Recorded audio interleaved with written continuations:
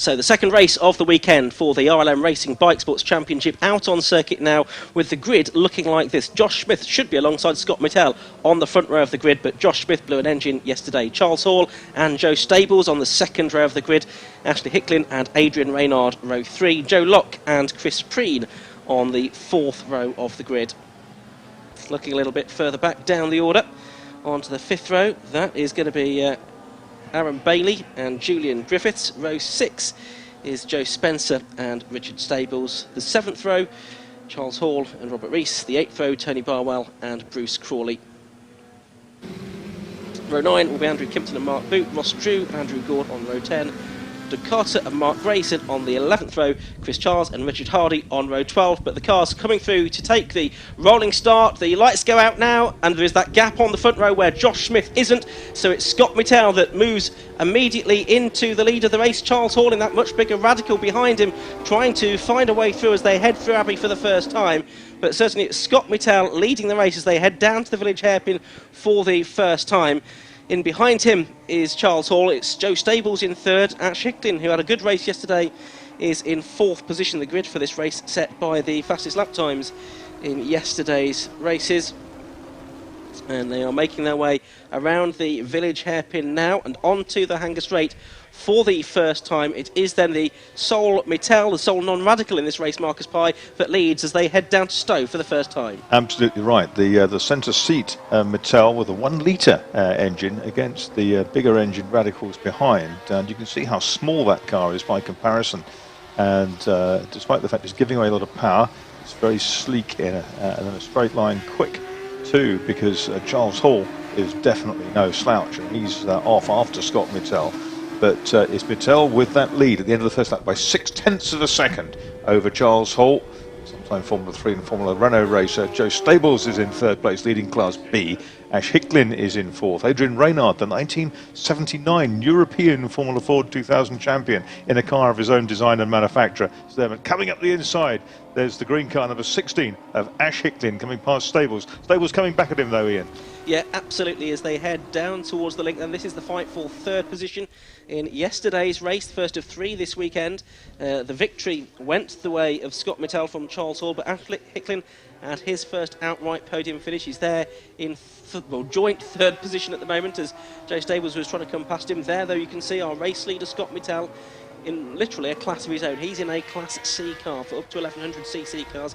Class A is for tuned motorcycle engines, Class B for production motorcycle engines of more than 1100cc. But it's the Class C car that leads the race then as they head through the Vale and Club Corner for the first time.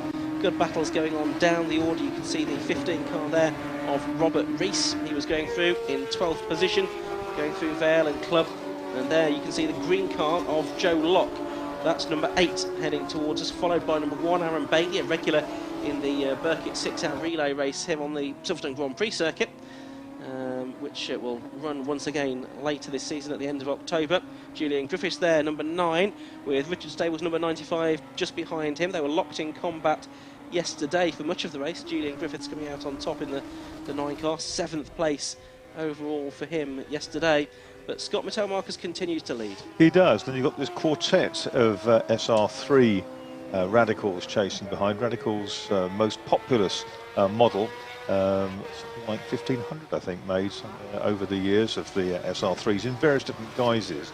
And there was the RS version for Rockingham Speedway, the RSX, etc. But of course they started with the 750 Motor Club with the little 1100cc Kawasaki-powered Club Sport. Good move there by number 9, that's Julian Griffiths, making a place. But meanwhile up front, the gap continues to grow, 1.31 seconds. Number 1 in behind, that's Aaron Bailey in the red SR3, trying to get past Julian Griffiths in the little centre seat PR6 Radical, but he's lost place to another one, that's 95, and that is Richard Stables coming through as well. These centre seat cars based on the second Radical model, the Pro Sport.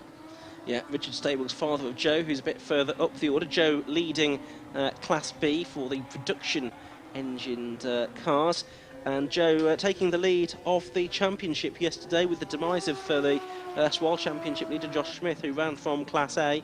Both had very good records. Oh, and a spinner there. That is the number 60 car. That's Andrew Gord, one of our Class B drivers in his Radical SR3 RS that is down at Village, I think, and he will get that going again, but will rejoin, I would think, right at the back of the field. 14 minutes to go in an 18-minute plus 1 lap race. Still Scott Mittell leading, but here we're watching Aaron Bailey, and he has got the 15 car of Robert Rees behind him. It's because Bailey lost the position to Stables on the previous lap. Meanwhile, it looks like Adrian Reynard now is dropping down the order. Yeah, yes, there he is. His car's broken, Marcus. Yeah, it's a shame. Adrian Reynard, the locally based man originally, these days lives in France a lot of the time, but guy whose cars were sensational in Formula Ford, Formula 4000, Formula 3, into Formula 3000, championship winners in all, and then, of course, into Indy cars in the States. So there's the 39 car. That's John Paul Ivey, who's had fuel pump problems all weekend, instructor here at Silverstone, and he's making his way back up the order. He was going well yesterday until he broke. And I know, well, there's Reynard, just pulled off of the golf-coloured car. That's, I think these days co-owned by Robert Singh, head of Magic Motorsport of yore. Yeah, just watching out for John Paul Ivey, who we saw briefly there. He's up to 13th from the back of the grid, and he is lapping in 104s. His best time, the fastest lap of the race to Scott Mittell is 103.47, so he's running pretty competitive times. And I've got yellow flags at Abbey, and that is while Adrian Reynard's car is recovered. So it's Mittell leading by 1.86 seconds at the moment from Hicklin in Charles Hall in second place. Hicklin is third, a further 2 seconds behind him, and Joe Stables is about another 2.5 seconds behind him in the Class B leading car. Joe Locke had that engine problem. He had an engine rebuild on Friday night. Yeah. Courtesy of his builder. Got it all sorted back together. New crank and rods, felt a bearing nip up in testing. So he's going well. It's the green car ahead of your screen. Yes, so cars heading down the hangar straight there. The number 1 car of Aaron Bailey. And then you can see confirmation on the screen now that John Paul Ivey is up into 11th position in that number 39 car. So Aaron Bailey heading down towards the Vale. There is John Paul Ivey now, so his next target is going to be Robert Rees. So he is closing in on that battle between Rees and Aaron Bailey for 9th and 10th positions, and he is lapping in the 4s, they are lapping in the 5s, so he should be on them before much longer. Yes, here they come then down the start and finish straight towards Abbey. Yeah, John Paul Ivey is actually lapping on the same times as Joe Locke, who's running 5th, so that's probably the potential of where he could get in this race. Yeah, absolutely right. John Paul Ivey has won the races at this circuit before in Bikesports, 2 of them in 2017, 2 of them in 2014 as well. The gap's come down. It's been halved between Scott Mittell and Charles Hall over the course of that lap, a 4:44 for Mittell. Which is about a second slower than he's managed early on in the race. So yes. Maybe a small mistake there for Scott Mittell, but still 1 second advantage over the field as he goes on to start on the lap. John Paul Ivey there now, though, in the number 39 car is with Robert Rees, so this is for 10th position overall, going down towards the left-hander at the Vale, and he's not close enough there to make anything work, but I think before much longer we'll see John Paul Ivey move up inside the top 10. And onto the start and finish straight they will go. He's right in behind him. Aaron Bailey a little bit further up the road by a second or so, but Higgins, John Paul Ivey now diving out of the slipstream and goes through on the inside into Abbey Corner. Yeah, fantastic, and it shouldn't be too difficult for him now to catch 1 or 2 more cars ahead of him, leapfrog past them. He brakes really late for Village and then powers out through this strange mix of cambers and twists, and then rejoins the hangar straight at Chapel Curve effectively, if you were on the Grand Prix circuit, and hammers down, so you can see the difference in size between the SR3 radicals and the little centre seat PR6 there, with the air intake just behind the driver's head, most of them running with the Suzuki Hayabusa engine. The gap between first and second has come down again to 0.83 seconds, I noticed. Charles Hall is catching Scott Mittell, so we'll keep an eye on that in a moment. For now, we're watching John Paul Ivey as he is trying to get another place away. Here's the fight, though, between Chris Preen and Julian Griffiths. It's the fight for 6th position. They're in different classes. Points are scored within each class rather than based on overall finishing position. Now we look to the leaders as they head down the Hanger Straight. 0.8 of a second between them as they started this lap, which is lap 9 of the race. And down into Stowe Corner goes Scott Mittal then in the Economist chassis with Charles Hall in the Radical behind him. And if anything, it looks like it might have gone out a little bit from 0.8, Marcus. Yep, and there's traffic ahead, I can see. I just saw a flash in the corner of the screen there. Comes on the car that was debuted at the Autosport International show earlier this year. Caused a lot of attention. And Scott Mittal's just done the best lap of the race there, a 1:03.33. Charles Hall did his best lap, a 1:03.40 as well. So I think Scott Mittal has been given a bit of a wake-up call by Hall getting back onto his tail. But as you rightly say, Marcus, there is now traffic that they've got to deal with. They're about to catch that as they come back onto the Hanger Straight, which is probably not necessarily the worst place to catch it, because they should be able to get past relatively comfortably. Comes out very well out of the link, the Mattel car, and you can see he's already made his way past the first of those SR3s, and Charles Hall still sizing up the 21 car, which is Charles Adrian. The other car that they're lapping is 60 Andrew Gord, who had that spin earlier on. Got through that group with some alacrity, did Scott Mattel, the race leader. Meanwhile, there's John Paul Ivey in the background, but looking at this, it's the fight for 6th and 7th. Chris Preen and Julian Griffiths. Griffiths trying to go around the outside of Preen there for 6th place at Stowe Corner, and he's made that work. Really nicely done. Good timing. Richard Stables is not too far behind either, so we'll see if he makes it a three-way fight. Leaders have gone over the line again. Slower laps from both of them into the low 4s, but the gap more or less is the same as it was at the beginning of the lap. That's right, Hall was 0.03 of a second quicker. Didn't look like he was going to make ground. Made just that little tiny amount.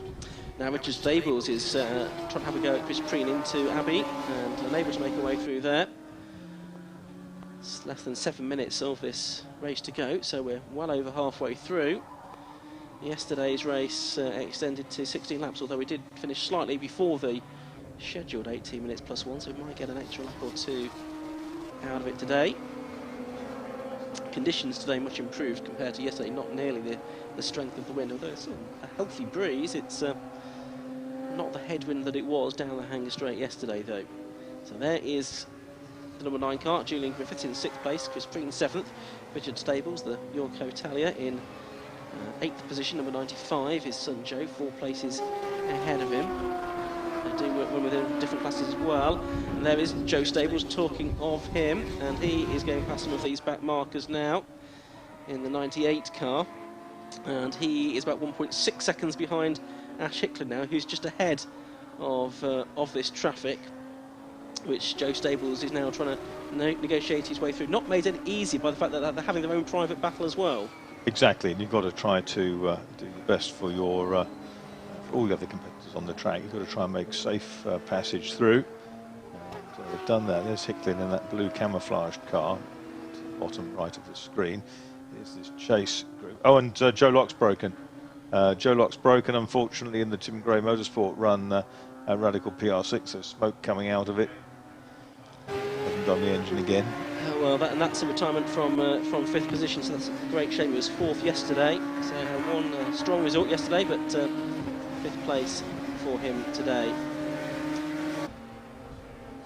5 minutes to go. Scott Mattel stretching the lead again to 1.65 seconds now, as we are watching Joe Spencer, the BARC Northwest Sports and Saloon champion in the past, go through. Taken to Bikesports for the first time this season, but behind it's Mark Boot, who is a retirement today. Oh, and John Paul Ivey's broken as well now, by the looks of it. He's had a miserable weekend, a total mare, hasn't he? He has, yeah. He's now heading down the pit lane in that number 39 PR6. So John Paul Ivey, DNF yesterday, DNF today. His lap times 1:04.32 would have been good enough for top 6, but alas, not to be. But yes, Jay Spencer, we just saw go through short as well, the number 93 car. First season in Bikesports, had a couple of wins in that car at Mallory Park in the Plum Pudding races on Boxing Day, but against a grid of similar cars for the first time this season, he's found it maybe a little bit of a struggle. as he develops that car. 44 Andrew Kimpton's related to Mike Kimpton, who's in Sports 2000 in the early days. He was from Hertfordshire too, and he's from Sawbridgeworth. So, yeah, I would think that's quite likely. Yeah, I would think you're probably right. And Andrew Kimpton running in 13th position at the moment. I think that's another of the cars run by Bridgewater and Taunton College, who were running Josh Smith, who's sadly not able to take part today after the engine problems yesterday, which really does put his championship hopes on the back foot firmly, although scores can be dropped at the end of the season. So these problems for various drivers, including Locke and Ivy, left the middle order battling a bit further up. Julian Griffiths now up into 5th place, number 9. Chris Preen in 2 is 6th. Bridger Stable 7th. Aaron Bailey in 1, 8th. Reese is in 9th. And Tony Barwell comes up into the top 10. It's worth mentioning as well that there is a third race for the Bikesports later on. Had one yesterday, this second one this morning, third one later on. So there may be a couple of cars that are missing from that grid later. Charles Hall's lost a lot of ground on that lap. He's over 2 seconds now. I reckon that Mattel looks to have shaken him off now, good and proper. Yeah, it was another fastest lap for Scott Mattel, wasn't it? 1:03.09. He's got that down to, which is well, that is a lap record because that's 4/10 or so faster than he went yesterday, and 3/10 quicker than Charles Hall, whose lap yesterday was the quickest of all on a 1:03.39. Yeah, so previously the lap record of 10 in the low 1:04s. So yeah, things have continued to move on in RLM Racing Bike Sports Championship circles. 2 minutes to go or so in this race now, as we are watching the 33 car, which is Richard Hardy. He's in 20th position. He was a front runner a few years ago, yeah, wasn't he? It shows how the things evolving. Chris Child it is ahead of him in the number 46 car. That's the Radical Pro Sport. That is one of the original Pro Sports rather than a sort of centre seat PR6 version. Yeah. So that's probably a relatively elderly car now, I think. Well, yes. It's probably been what, late 90s when they first appeared, 98ish. The first race to Club Sport in 1999. The first meeting at Castle Coombe with the chicanes. Yeah, the Pro Sport appeared relatively early on, and originally that ran in a sort of enduro, radical enduro championship. Sort of That's right. Race for the Club Sport. And remember, I drove Ginny Hyde's car, a great battle with Phil Abbott. Yeah. Now building the Revolution cars. He is indeed. Minute and a half left to go, so that is Andrew Gord who's trying to make up place. Oh, and Julian Griffiths went horribly wide there at Village, and that has compromised him. Yeah, that's lost a lot of momentum, didn't he? So Chris Preen has gone through, back up into 5th position as a result of that. Griffiths is still ahead of Richard Stables in 7th place though, but he's lost probably a second or so there. As we're up to 17 minutes, so minutes to go plus 1 lap here.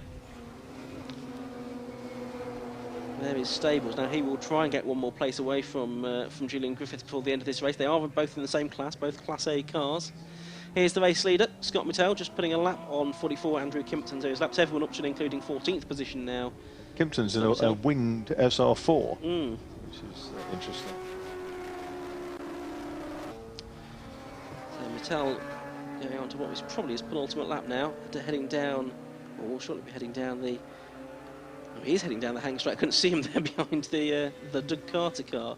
I reckon that gap's coming down, Ian, between the leaders again. Yeah, 1.7 at the start of the lap. It was up over 2, wasn't it? So. Oh, but now Hall's behind. He's still stuck behind one of the lapped cars. And these lap cars now getting a bit more tricky to pass because they aren't quite as slow as the ones that they've got past. Mattel probably, yep, is now going to head on to his final lap in this 18-minute plus 1 lap race, so it will be another 18-lapper. Sweeping through Abbey goes Scott Mattel, 2.1 seconds, so the gap has gone back out again with the effect of the traffic there delaying Charles Hall's pursuit. Hicklin still there in 3rd, he's about 10 seconds behind, but there is Charles Hall, number 77. It's a very nicely liveried SR3. But he's not going to catch Scott Mattel here, so having had the breakthrough win for the Mattel chassis, which has been developed further as the season has gone on by Scott and his dad Ian down there on the south coast, it looks like double-decker buses, doesn't it? Because they're going to get 2 in a row here. And what's to say that he can't do a clean sweep with the third race still to come this afternoon. Down into the Vale for the final time then comes number 27, Scott Mittel. Double low-cost champion a few years ago, but now very much focused on the Bikesports Championship, and he comes through to take the checkered flag and win the latest round, round 9 of the RLM Racing Bikesports Championship. 2 wins in 2 days then for the Mittel chassis. 2.01 seconds the gap in the end over Charles Hall. And a new lap record of 1:03.09 to boot. So absolutely brilliant. Superb drive from Scott Mittel. He makes it look so easy, doesn't he? Very economical driving style. It is, and I know Scott doesn't sort of benchmark himself against Class C, but actually the Class C lap record previously was a 1:12.95, which just goes to show what a remarkable achievement to do a 1:03.09 in a kind of several light years quicker, isn't it? Yeah, it is. It's a great performance that by Scott Mittel. Charles Hall second, Ashley Hicklin third, Joe Stables fourth, winning Class B. So that's good news for the defence of his championship, because he is the reigning champion. Chris Preen fifth, Julian Griffiths did hold on to 6th place in the end. Was the old Class C lap record when they were running the RGB cars on slicks? Effectively, possibly, yeah. Yes.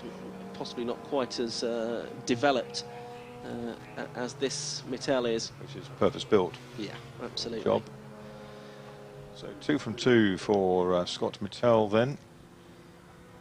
Yep, Adrian Reynard's car there to be collected, having been one of a few that broke. But let's have a look at the results then. Scott Mittel it was that took the win by 2.01 seconds from Charles Hall, who won his class. Ashley Hicklin third, Joe Stables winning Class B in 4th place ahead of Chris Preen, Julian Griffiths, Richard Stables, Aaron Bailey in 8th place, Robert Rees and Tony Barwell rounding out the top 10.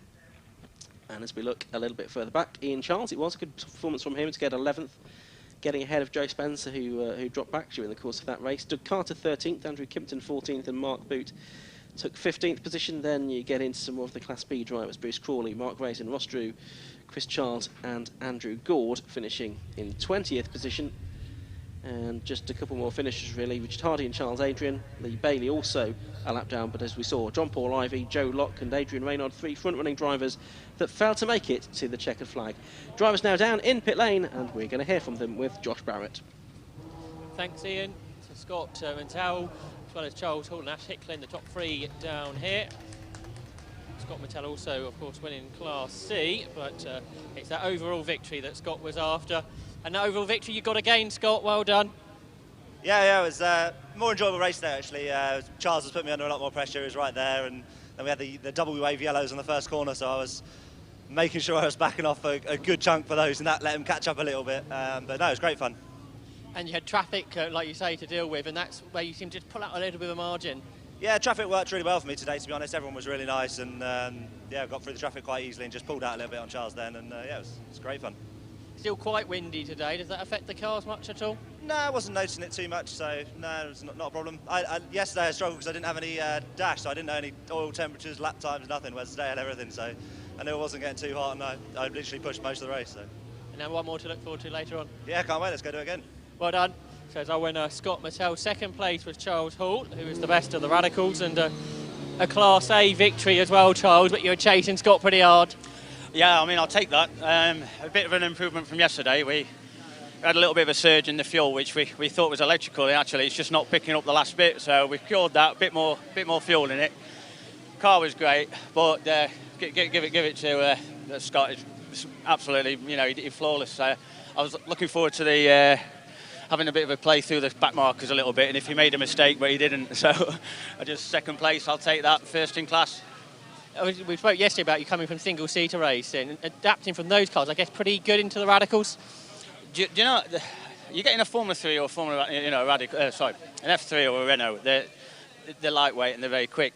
When you get the balance of these, this is, I don't know if it's because I've got a bit older, but the cars, they're lovely. It's really nice. It's got the same characteristics, a bit softer, but, when the balance is there, it's cracking. It's a cracking little car. Well done, and try again to beat Scott later. Not stop, we've got another race this afternoon, thank you. Well done. In 3rd place was Ash Hicklin on the podium again. Well done, Ash. Yeah, thank you very much. Yeah, absolutely, let's same again. Enjoyed every second of it. It was just brilliant. Great car to drive around this circuit. Yeah, absolutely brilliant. Turn 1, you can just keep it absolutely pinned all the way through. Use all the aero. It's just fantastic. It's such a fast-flowing track, but any small mistake, it completely shatters your lap times, really. But yeah, so you've got to be on it 100% all the time. Obviously, you could buy perhaps a GT car. That's more money. You wouldn't go any quicker. So it's probably the best value for money race cars. Oh, value for money, they're fantastic, yeah. And even like handling-wise, running costs aren't too bad for, like you say, what you get for the money is brilliant. Yeah, you wouldn't want to race anything else, would you?